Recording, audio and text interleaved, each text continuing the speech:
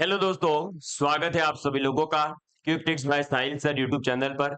मैं प्रवीण सिंह आप सभी लोगों के साथ में। जैसा कि आप सभी लोग जानते हैं, लगातार आप लोगों के लिए basic science and engineering drawing की क्लासेस लेकर के आ रहा हूं।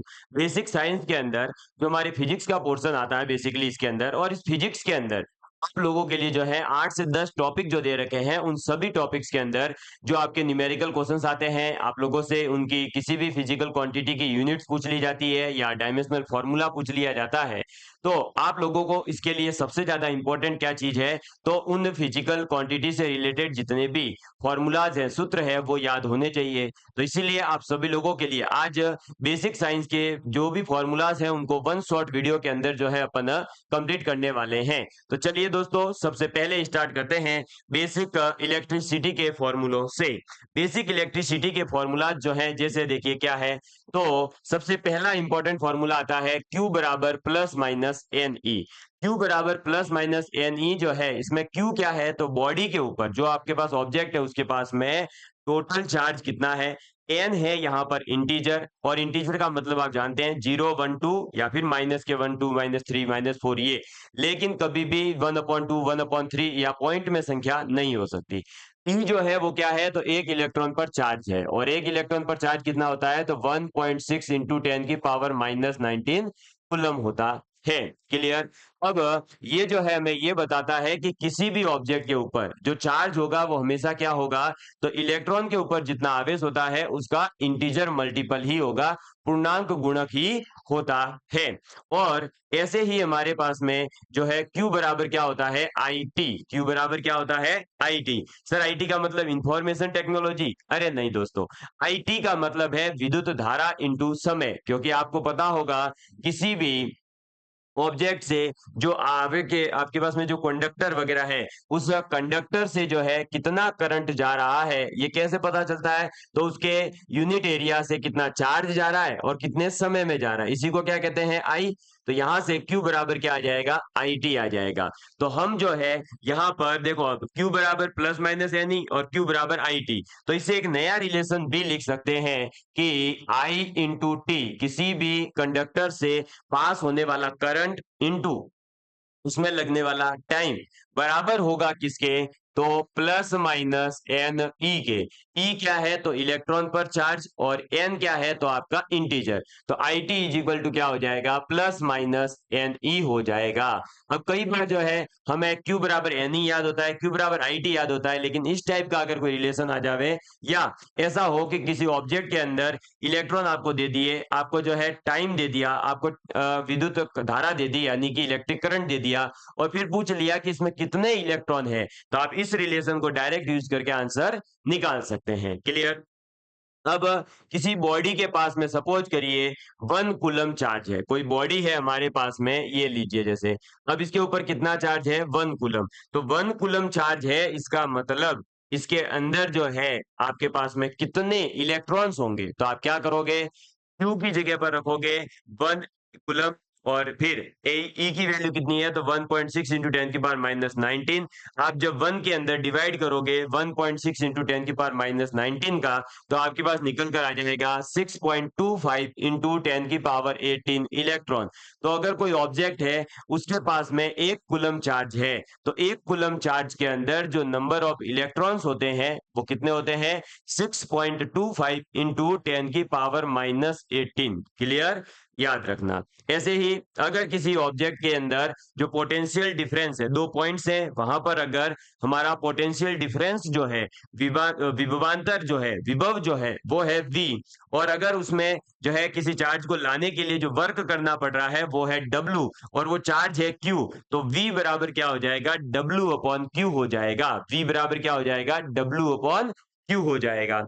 ऐसे ही अगर किसी ऑब्जेक्ट के अंदर इलेक्ट्रिक फील्ड जो है वो हमें दे रखा हो, और उसी का जो है विभव यानी पोटेंशियल भी हमें दे रखा हो, तो हम जो है एक रिलेशन लिख सकते हैं कि E बराबर होगा, यानी electric field is equal to होता है पोटेंशियल डिफरेंस अपॉन में डिस्टेंस, क्या अपॉन में डिस्टेंस। ये जो मैं वर्ड्स बता रहा हूं, जैसे डी का मतलब डिस्टेंस है, बी का मतलब पोटेंशियल है, ई का मतलब इलेक्ट्रिक फील्ड है, डब्ल्यू का मतलब वर्क है, वी का मतलब पोटेंशियल डिफरेंस है। तो ये आपको पता होना चाहिए, क्योंकि जब एग्जाम में क्वेश्चन आएगा तो वहां पर ऐसा लिखा हुआ नहीं आएगा कि ई बराबर ई है, वहां लिखा हुआ आएगा कि electric field is equal to this और डी इज इक्वल टू यानी distance is equal to this. तो आप वहां पर ये पता होगा, तब इन फॉर्मूलों को यूज कर पाएंगे। क्लियर? इसीलिए ये फॉर्मूले सब एक साथ रिवाइज करवा रहा हूं। नेक्स्ट हमारे पास में आता है प्रतिरोध, रेजिस्टेंस। और रेजिस्टेंस इज इक्वल टू क्या होता है, तो रो इंटू एल बाय ए। रो जो है वो है उस ऑब्जेक्ट की, उस मैटर की रेजिस्टिविटी, एल क्या है उसकी लेंथ, और ए क्या है उसका क्रॉस सेक्शनल एरिया। ठीक है? और आपको ये बात पता होगी कि जो रेजिस्टिविटी है वो इनवर्सली प्रोपोर्शनल होती है किसके, कंडक्टिविटी के। किसके? कंडक्टिविटी के। कंडक्टिविटी को हम किससे रिप्रेजेंट करते हैं, जी से। तो जी इज इक्वल टू क्या हो जाएगा, 1/r। और r इज इक्वल टू अगर रो इंटू एल बाय ए है, तो 1/r इज इक्वल टू क्या हो जाएगा, सिग्मा ए अपॉन एल। और ये जो सिग्मा है ना, ये किसको रिप्रेजेंट कर रहा है, इसकी कंडक्टिविटी को। किसको? कंडक्टिविटी को। और ये जो रो था ये किसको रिप्रेजेंट कर रहा है, तो ये रेजिस्टिविटी को। क्लियर? अभी शॉर्टकट में लिख दिए मैंने। अब जो हमारे पास में एक ओम्स लॉ है, ओम्स लॉ क्या कहता है, तो किसी भी दो पॉइंट्स का पोटेंशियल डिफरेंस जो है वो बराबर होता है उसमें से पास होने वाले करंट इनटू उसके रेजिस्टेंस के। और इसीलिए कहा गया है कि V potential difference directly proportional होगा किसी भी कंडक्टर के लिए उसके करंट के। और जब डायरेक्टली प्रोपोर्शनलिटी का साइन हटाते हैं तो R आ जाता है, तो V इज इक्वल टू क्या आ जाएगा, IR आता है। तो ये ध्यान रखना कि potential difference is equal to होता है इलेक्ट्रिक करंट इनटू रेजिस्टेंस। अब ये जो रेजिस्टेंस होते हैं, इन रेजिस्टेंस को आप जो है कभी तो सीरीज कॉम्बिनेशन में जोड़ सकते हैं, यानी श्रृंखला के अंदर जोड़ सकते हैं। श्रृंखला में कैसे जोड़ेंगे, तो श्रृंखला में आपको पता होगा इस टाइप से जोड़ा जाता है। अगर किसी ने बिल्कुल नहीं पढ़ा है तो वो जो है भैया पहले मेरे कोर्स जो आपके लिए यूट्यूब पर अवेलेबल है फ्री ऑफ कॉस्ट, उसके अंदर थ्योरी लेक्चर्स को देखें, फिर प्रैक्टिस क्वेश्चंस को देखें, देन ये रिवीजन के लिए आप देख सकते हैं। तो अगर इस टाइप से रेजिस्टेंस जुड़े हुए हैं जिनके अंदर आपको पता होगा करंट जो है वो सेम होता है, यहां पर जब आप सीरीज कॉम्बिनेशन करते हैं तो करंट सेम होता है, लेकिन पोटेंशियल जो है वो हर एक रेजिस्टेंस के लिए क्या होता है, अलग होता है। और जब इस टाइप से हम रेजिस्टेंसेस को सीरीज कॉम्बिनेशन में जोड़ते हैं, श्रृंखला में जोड़ते हैं, तो इनका जो इक्विवेलेंट रेजिस्टेंस आता है वो क्या आता है, सभी रेजिस्टेंसों को जोड़ करके बराबर कर देते हैं, यानी R1 plus R2 plus R3 plus R4 R5 इस टाइप से। क्लियर? अगर वहीं पर इन्हीं को जो है अपन ने पैरेलल कॉम्बिनेशन में जोड़ दिया, किसमें जोड़ दिया, पैरेलल कॉम्बिनेशन के अंदर जोड़ दिया, तो आपको क्या करना है, पैरेलल कॉम्बिनेशन में कैसे जुड़ेंगे, तो इस टाइप से, ये फिर ये फिर ऐसे ही ये इस टाइप से। क्लियर? ऐसे ही ये। तो इस टाइप से अगर रेजिस्टेंसेस सभी जुड़े हुए होते हैं, यानी कि वो सेम, जो इनके दोनों एंड्स होते हैं वहां का पोटेंशियल सेम होता है, यानी कि इधर जो पोटेंशियल होगा और इधर वाले सभी रेजिस्टेंस के लिए एक ही होगा, फिर इधर का कोई ना कोई पोटेंशियल होगा, वी बी मान लो, ये वी ए मान लो, तो दोनों के पॉइंट्स का जो पोटेंशियल डिफरेंस होगा वो एक तरफ का सेम होगा, फिर इधर वालों का सभी का सेम होगा। और इन सभी के अंदर जो करंट होगा वो अलग अलग होता है। करंट क्या होता है, डिफरेंट डिफरेंट होता है। इधर I1, इसमें I2, इसमें I3, इसमें I4। क्लियर? समझ में आ गई बात?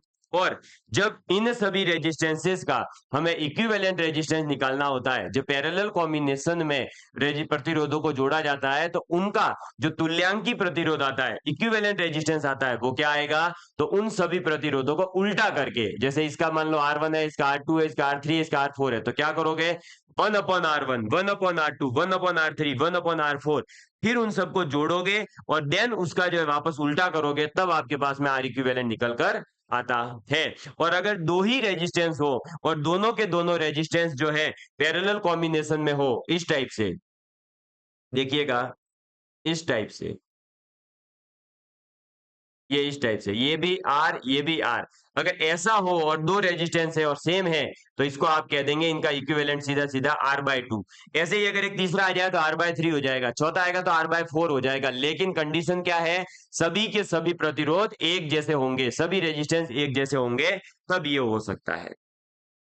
नेक्स्ट हमारे पास में आता है जो इसका ऊष्मीय प्रभाव होता है, क्या इसका जो हीटिंग इफेक्ट होता है, करंट का हीटिंग इफेक्ट जो होता है वो क्या होता है, तो वो होता है heat is equal to I square R T. ठीक है, क्या होता है I square R T. I क्या है करंट, आर क्या है रेजिस्टेंस, टी क्या है टाइम, एच क्या है हीट। ठीक है, ये याद रखना। और इसी रिलेशन को जो है आई आर को अगर हम वी में लिख देवे तो ये हो जाएगा वी स्क्वायर टी अपॉन में आर।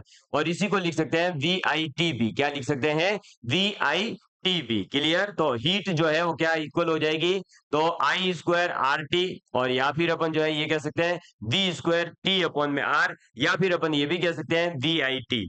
ऐसे ही किसी भी ऑब्जेक्ट के पास में जो हमारा कैपेसिटर होता है, उस कैपेसिटर का जो वैल्यू होगा वो कैपेसिटेंस इक्वल टू होगा क्यू अपॉन में वी। क्यू क्या होगा, उसके ऊपर चार्ज कितना है, वी क्या होगा उसका पोटेंशियल डिफरेंस, और सी क्या होगा कैपेसिटेंस। तो ये रिलेशन याद रखना। अब जैसे रेजिस्टेंसेस को हमने सीरीज कॉम्बिनेशन में जोड़ा तो हम डायरेक्ट उन रेजिस्टेंस को जोड़ रहे थे, और अगर पैरेलल में जोड़ा तो हम क्या कर रहे थे उनको उल्टा कर करके जोड़ रहे थे।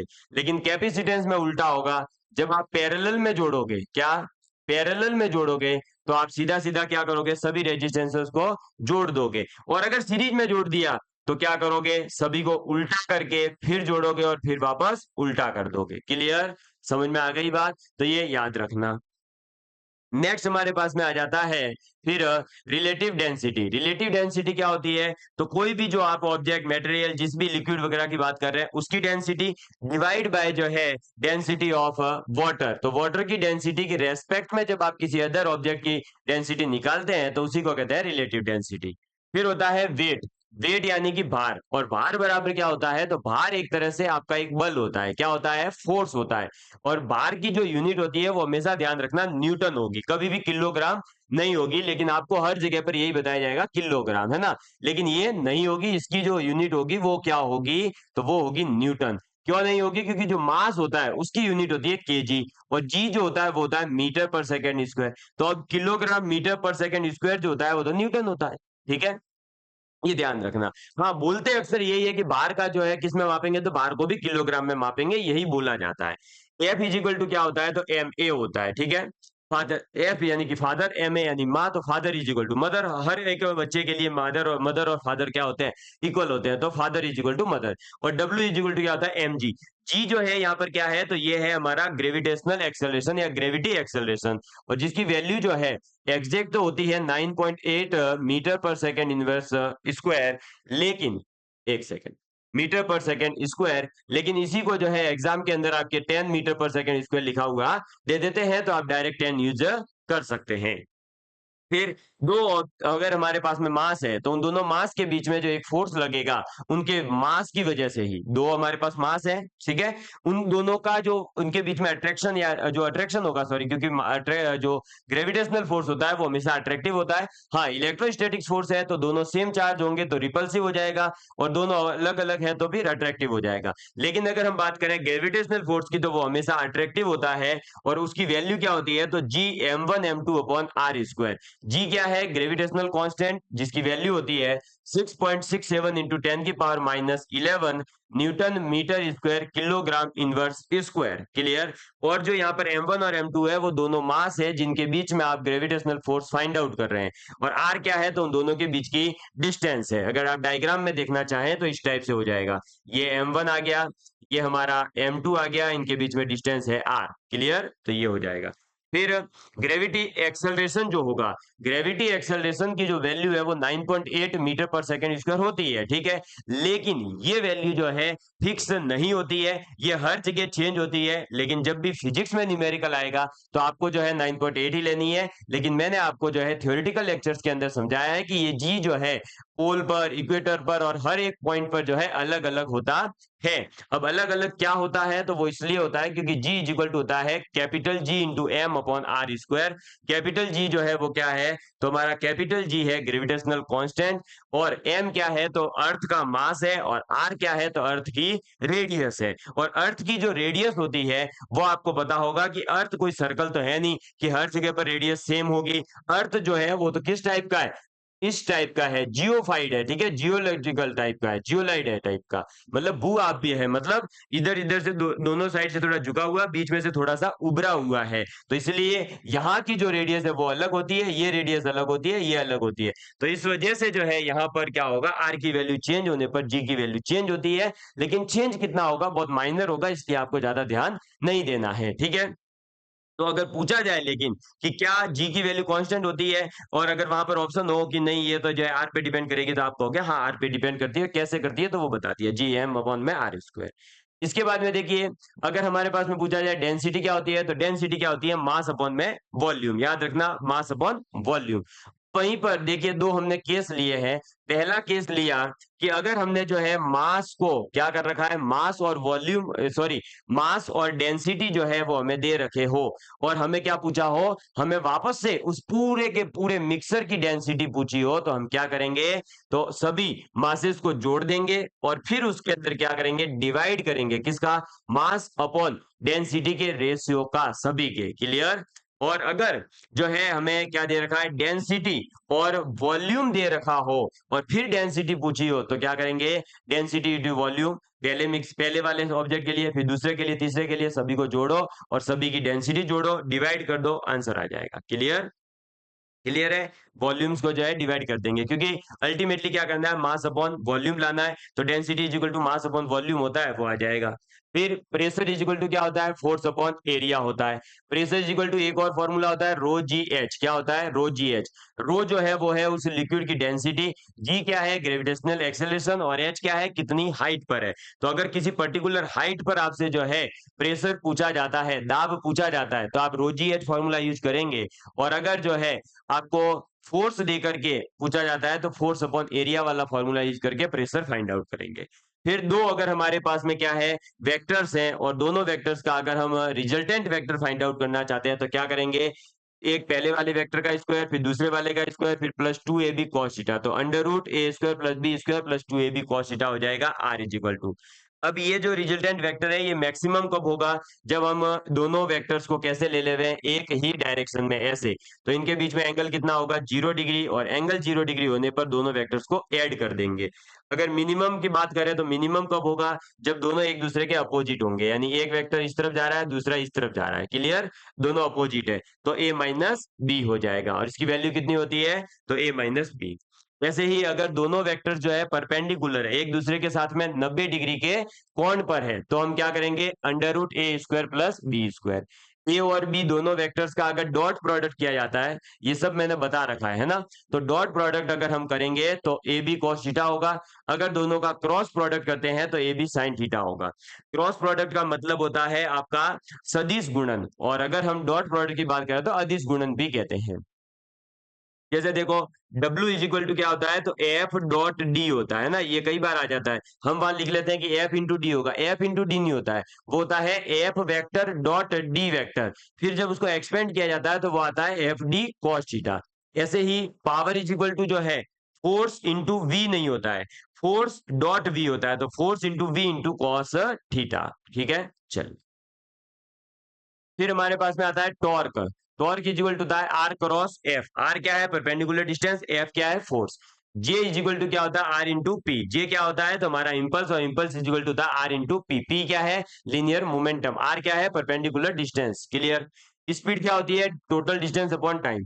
वेलोसिटी क्या होती है, डिस्प्लेसमेंट अपॉन टाइम। डिस्प्लेसमेंट क्या होता है, तो दो पॉइंट्स के बीच का शॉर्टेस्ट पाथ होता है, और डिस्टेंस क्या होती है, तो डिस्टेंस होती है टोटल पाथ जितना आपने कवर किया, क्लियर। ये जो है वेलोसिटी और स्पीड में डिफरेंस होता है। स्पीड जो है वो एक हमारी क्या स्केलर क्वांटिटी है, वेलोसिटी क्या है, एक वेक्टर क्वांटिटी है, क्योंकि वेक्टर के पास डायरेक्शन होती है और वेलोसिटी के पास डायरेक्शन होती है, क्लियर। फिर एक्सेलरेशन क्या होता है, तो change in velocity upon time. फिर हमारे जो है न्यूटन्स मॉडर्न है, जो इक्वेशन दी है मोशन के लिए, वो क्या क्या दी है, तो v is equal to U plus at होता है। v क्या होता है, फाइनल वेलोसिटी, u क्या होता है, इनिशियल वेलोसिटी, a क्या होता है, एक्सेलरेशन, t क्या होता है, टाइम।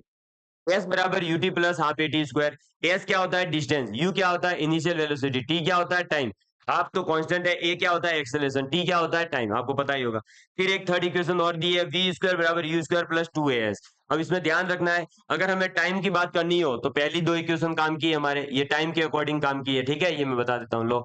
और अगर जो है हमें क्या दे रखा है, हमारे जो है अगर डिस्टेंस की बात करनी है तो सेकंड और थर्ड हमारे काम की है, ठीक है। और अगर हमें डिस्टेंस की बात करनी ही नहीं है तो हम फर्स्ट वाली इक्वेशन को यूज करेंगे, ठीक है। अगर डिस्टेंस जो है वो दे ही नहीं रखी है तो फर्स्ट वाली इक्वेशन की बात करेंगे। तो देखो टाइम की अगर बात करनी हो तो हम पहली और दूसरी इक्वेशन की बात करेंगे, ठीक है। अगर टाइम की बात करनी ही नहीं है, केवल डिस्टेंस की बात करनी है, तो फिर हम सेकंड और थर्ड का यूज करेंगे। और अगर जो है हमें किसकी बात करनी है, केवल फाइनल वेलोसिटी की बात करनी है, तो हम जो है पहली और थर्ड इक्वेशन की बात करेंगे। इस टाइप से आप जो है इनको सबको याद रखें ताकि आपको एग्जाम में जल्दी से कौन सी इक्वेशन सेलेक्ट करनी है वो उसमें आसानी होगी। एक और थर्ड रिलेशन आता है, फोर्थ सॉरी, एस बराबर यू प्लस वी अपॉन में 2 × टी, ठीक है, ये तो नॉर्मली याद रख लेना। इसके बाद में हमेशा ध्यान रखना डिस्टेंस जो है वो हमेशा ज्यादा होगी, क्योंकि डिस्टेंस क्या होती है, टोटल पाथ होता है, डिस्प्लेसमेंट क्या होता है, शॉर्टेस्ट पाथ होता है। तो डिस्टेंस जो है वो हमेशा क्या होगी, ज्यादा होगी, किससे, डिस्प्लेसमेंट से। अब इसका मतलब क्या हुआ कि डिस्प्लेसमेंट जो है, डिस्प्लेसमेंट अपॉन में डिस्टेंस की अगर मैं बात करूं तो वो रेशियो हमेशा क्या आएगा, लेस देन इक्वल टू 1 आएगा।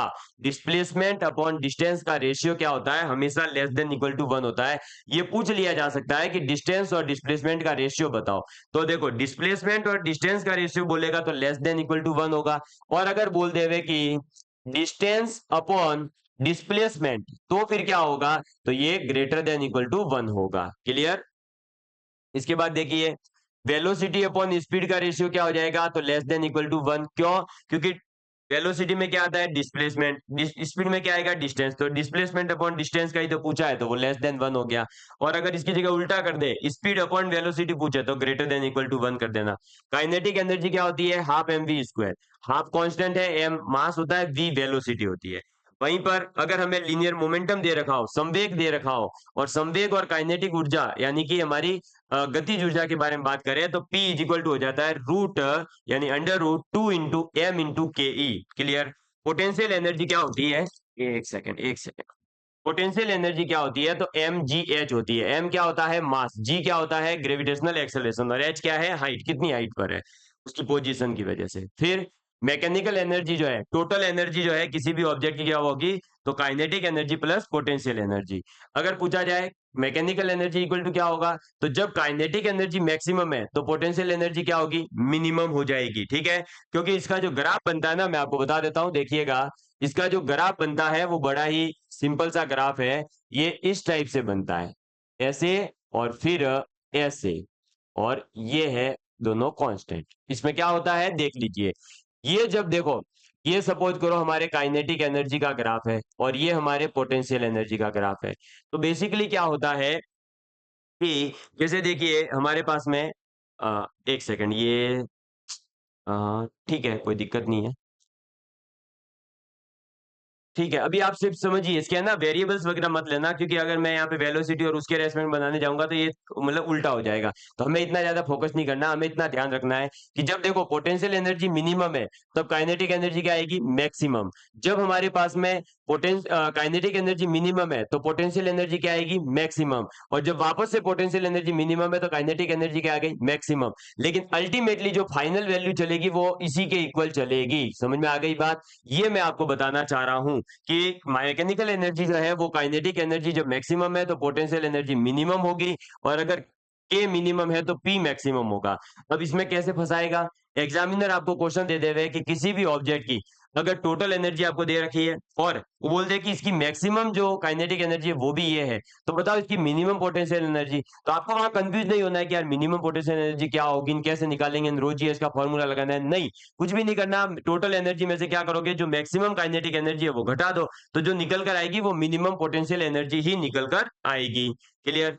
एक होती है वर्क एनर्जी थ्योरम, तो किसी भी ऑब्जेक्ट पर जो वर्क किया जाता है वो वर्क इक्वल टू क्या होता है, उसकी काइनेटिक एनर्जी में कितना चेंज हुआ है, ठीक है। तो के फाइनल माइनस के इनिशियल के इक्वल होता है। ऐसे ही पावर, शक्ति जो है वो क्या होती है, तो वर्क अपॉन में टाइम होता है, W/T। इसके बाद में एफिशिएंसी क्या होती है किसी भी इंजन की, तो एफिशिएंसी होती है energy output upon energy input into 100%, ठीक है। क्या होती है, तो energy output upon energy input, यानी आपने जो है आउटपुट कितना मिला और इनपुट कितना मिला, इसका रेशियो इंटू 100%। ठीक है, एक सेकेंड। इसके बाद में हमारे पास में आता है, अगर हमें फॉरेनहाइट और डिग्री सेल्सियस में रिलेशन पूछे तो क्या करेंगे, तो फॉरेनहाइट इज इक्वल टू होता है degree Celsius into 9/5 into sorry plus 32। ठीक है, अगर 0 केल्विन जो है वो पूछा जाए तो 0 केल्विन इक्वल होता है -273.15 डिग्री सेल्सियस के एग्जैक्ट। तो लेकिन अगर जो है आप एग्जाम में 273 ही यूज कर लेंगे तो कोई गलत नहीं आने वाला। स्पेसिफिक हीट क्या होती है, तो Q अपॉन में m into delta T. Q क्या है, तो हमारे पास में जो हीट है उस ऑब्जेक्ट की, वो अपॉन में m क्या है उसका मास, और डेल्टा टी है उसके टेम्परेचर में चेंज कितना हुआ, यानी उसके तापमान में कितना परिवर्तन आ रहा है। तो स्पेसिफिक हीट क्या हो जाएगी, Q upon m into delta T. इसके बाद मेयर्स रिलेशन एक आता है Cp माइनस Cv, ये होता है specific heat capacity at constant pressure, तो उसको तो लिखेंगे Cp, और अगर कांस्टेंट वॉल्यूम है तो लिखेंगे Cv। तो Cp माइनस Cv बराबर क्या होता है, R होता है। ठीक है, हीट कैपेसिटी क्या होती है, ठीक है, उष्मीय धारिता क्या होती है किसी की, तो उष्मीय धारिता होती है ms, उसका द्रव्यमान गुणा s, यानी specific heat, clear, m into S.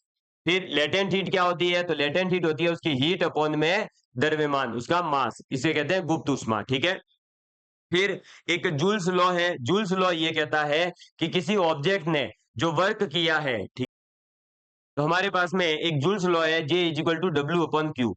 W क्या है, तो किसी भी प्रोसेस में आपने जो कार्य किया, वर्क किया, और उसमें जो आपने हीट दी, उस वर्क और हीट का जो रेशियो है उसी को कहते हैं क्या, कांस्टेंट J, और इस कांस्टेंट की वैल्यू होती है 4.2। क्लियर, इसी को जो है जूल्स लॉ कहा गया है। तो जूल्स नामक जो एक साइंटिस्ट हुए, उन्होंने कहा था कि आप जो वर्क करेंगे और जो आप हीट देंगे उसका जो रेशियो होगा वो एक कांस्टेंट होगा हमेशा, और वो कांस्टेंट होगा उसे J से रिप्रेजेंट करेंगे, उसकी वैल्यू होगी 4.2 जूल पर कैलोरी इनवर्स। क्लियर, और J जो है वो क्या है, तो मैकेनिकल इक्विवेलेंट कहलाता है हीट का।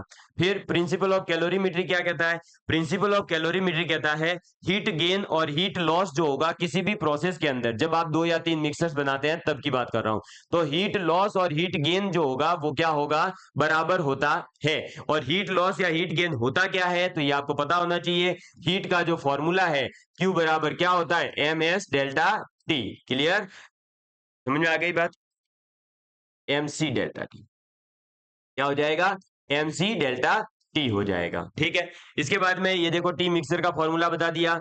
अगर जो है आप क्या कर रहे हैं, 2 3 4 अलग अलग जो है मिक्सर्स को मतलब मटेरियल्स को मिक्स कर रहे हैं और मिक्सर बना रहे हैं, तो मिक्सर बनाएंगे तो क्या होगा, M1C1T1, यानी पहले वाले का मास, पहले वाले की हीट कैपेसिटी, और पहले वाले का क्या, स्पेसिफिक हीट कैपेसिटी इंटू उसका टेम्परेचर, फिर दूसरे वाले का, फिर तीसरे वाले का, सबको जोड़ोगे और उसमें डिवाइड करोगे उनके मास इंटू हीट कैपेसिटी से। ठीक है, फिर रेट ऑफ जो है हीट फ्लो, हीट फ्लो की जो रेट होती है वो किसके इक्वल होती है, तो हीट कितनी है और उसमें टाइम कितना लग रहा है, तो Q अपॉन टी।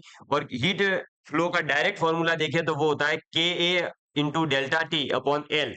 के जो है वो कांस्टेंट होता है, और वो जो है कंडक्टिविटी होती है वो हमें दे रखी होती है, हीट कंडक्टिविटी। ए जो है उसका क्या होता है, क्रॉस सेक्शनल एरिया होता है। डेल्टा टी क्या होता है, टेम्परेचर डिफरेंस, और एल क्या होता है, उसकी लेंथ होती है। तो हीट फ्लो का फॉर्मूला याद रखना। इसके बाद में स्टीफन्स बोल्टमन्स एक कांस्टेंट का लॉ है, और जो है स्टीफन्स का लॉ ये कहता है कि अगर किसी भी ऑब्जेक्ट से जो है एनर्जी रेडिएशन जो हो रही है, वो एनर्जी रेडिएशन उस पर जो टेम्परेचर चेंज आएगा उसके डायरेक्टली पावर 4 के इक्वल होती है। ठीक है, तो हम यहां से फॉर्मूला दे सकते हैं कि E इज इक्वल टू होता है सिग्मा इंटू टी की पावर 4, और जो सिग्मा होता है उसकी वैल्यू कांस्टेंट है, और जिसे कहते हैं स्टीफन्स कांस्टेंट। स्टीफन्स कांस्टेंट क्या होता है, 5.67 इंटू 10 की power -8 watt metre inverse square kelvin की पावर -4। क्लियर, फिर PV is equal to NRT होता है, ये आइडियल गैस के लिए इक्वेशन होता है। नहीं पूछा जाएगा, आज तक तो नहीं पूछा है, लेकिन फिर भी याद रख लो। हो सकता है कि भाई देखो प्रेशर एंड वॉल्यूम की बात कर रहा है, आर और टी यानी टेम्परेचर और कांस्टेंट की बात है, तो पूछ लिया जाए। आर की वैल्यू जो होती है वो 8.3 होती है, अभी एल जो है आप इतनी ही याद रखें, 8.3 बस। अब जो हमारे पास में लीवर एंड मशीन वाला चैप्टर है उसके अंदर देखोगे तो एफर्ट इंटू एफर्ट आर्म जो होता है वो बराबर होता है लोड इंटू लोड आर्म के। ठीक है, तो इसका डायग्राम जो है ये रहा। आगे ये देखिए, ये है हमने एफर्ट दिया, सपोज करो इधर से हम जो है लोड लगा रहे हैं, तो लोड और जो लोड आर्म है वो और एफर्ट आर्म जो है वो क्या होंगे, आपस में इक्वल होते हैं मल्टीप्लाई करने पर। और इस पर बेस जो है क्वेश्चन पूछ लिया जाता है कि अगर एक तरफ जो है इतना भार है, दूसरी तरफ इतने बच्चे का वजन बैठा है, बताइए दोनों का जो है तीसरा बच्चा कितना बिठाया जाए कि वो संतुलन में आ जाए, इक्विलिब्रियम में आ जाए। और जो पीछे कंडीशन बता रहा हूँ, लोड इंटू लोड आर्म और एफर्ट इंटू एफर्ट आर्म, ये इक्वल होते हैं कब, जब हम इक्विलिब्रियम की बात करते हैं, ठीक है, इक्विलिब्रियम के केस में फलक्रम जो है वो इसमें बीच में होगा। इसके बाद में देखिए नेक्स्ट क्या आता है हमारे पास में, मैकेनिकल एडवांटेज क्या होता है, तो किसी भी जो आपने लीवर बनाया है, जो आपने मशीन बनाई है, उसका मैकेनिकल एडवांटेज क्या होगा, आपने इसमें लोड कितना दिया और आपने एफर्ट कितना लगाया, ठीक है भाई। जैसे देखो, अगर आप जो है 100 न्यूटन फोर्स लगाकर अगर 500 न्यूटन के जो है ऑब्जेक्ट को उठा सकते हैं, उसको जो है जिस ऑब्जेक्ट को 500 न्यूटन फोर्स लगाने पर उठा सकते थे, उसको आपने ऐसा मशीन बना दिया कि 100 न्यूटन पे उठा रहा है। इसका मतलब आपने क्या करा, आपने मैकेनिकल एडवांटेज ले लिया। कितना एडवांटेज लिया, तो 500 न्यूटन आप लोड उठा सकते हैं कितने एफर्ट पर, केवल 100 के एफर्ट पर, यानी 5 जो है उसका क्या हो जाएगा, मैकेनिकल एडवांटेज। फर्स्ट क्लास जो लीवर होता है उसमें लोड एफर्ट और जो लोड फलक्रम और एफर्ट होता है, ठीक है, मतलब बीच में कौन होगा, फलक्रम होगा, एक तरफ लोड होगा एक तरफ एफर्ट होगा। सेकेंड क्लास लीवर जो होता है उसमें क्या होता है, तो फलक्रम जो है वो साइड में आ जाता है, लोड बीच में आएगा और एफर्ट होगा। और थर्ड क्लास के अंदर क्या होगा, तो एफर्ट होगा, फिर सॉरी फलक्रम होगा, फिर एफर्ट होगा, फिर लोड होगा। तो ध्यान ऐसे रखना है, फर्स्ट क्लास है, फर्स्ट क्लास मतलब फर्स्ट, तो एफ फोर फर्स्ट, तो एफ फोर फर्स्ट, यानी एफ अगर बीच में है तो आप कहोगे फर्स्ट क्लास है, ठीक है। और जो है अगर सेकेंड क्लास की बात करें तो देखो भाई सेकेंड, अब सेकेंड के अंदर कौन आ जाएगा, एल, ठीक है, कौन आ जाएगा, एल। और थर्ड क्लास के अंदर कौन आ जाएगा, ई, थर्ड क्लास के अंदर कौन आएगा, ई, ठीक है। तो ये ऐसे जो है आपको याद रखना है, ठीक है। चलिए, इसके बाद में एफिशिएंसी क्या होती है, तो वर्क आउटपुट अपॉन में वर्क इनपुट। एफिशिएंसी जो है इसका एक और फॉर्मूला होता है, mechanical advantage upon velocity ratio. Velocity ratio क्या होता है, तो एफर्ट जो है वो कितनी डिस्टेंस चला और जो वेट आपने लगाया वो कितनी डिस्टेंस चला, उन दोनों का रेशियो होता है वेलोसिटी रेशियो। क्लियर, ये सब चीजें मैंने समझा रखी है। आप लोगों को जो है इन सभी को अगर और ज्यादा डिटेल में पढ़ना है तो फिर आप रिवीजन के तौर पर जो है जो मेरा कंप्लीट कोर्स आप लोगों के लिए अवेलेबल है, आप उसे देख सकते हैं। क्लियर, इसी के साथ में चलिए दोस्तों, पूरी जो है आपके फिजिक्स के अंदर जिससे रिलेटेड आज तक आरआरबी एएलपी के अंदर जितने भी क्वेश्चन आए हैं वो इन्हीं फॉर्मूलों पर बेस्ड आए हैं। तो आप इन फॉर्मूलों को अच्छे से रट्टा मार लीजिए। और अगर आप लोग चाहते हैं कि आपको आरआरबी एएलपी सीबीटी 2 की जो है अच्छे से प्रिपरेशन करवाई जाए, तो मेरे कोर्सेज जो है क्विक ट्रिक्स बाय साहिल सर ऐप पर अवेलेबल है। आप लोग जो है ऐप को डाउनलोड कर सकते हैं और कोर्स में एनरोल हो सकते हैं। टेक्नीशियन ग्रेड फर्स्ट वाले भी जो है उसके लिए तैयारी कर सकते हैं। धन्यवाद, जय हिंद, जय भारत, मिलते हैं अगली क्लास के अंदर।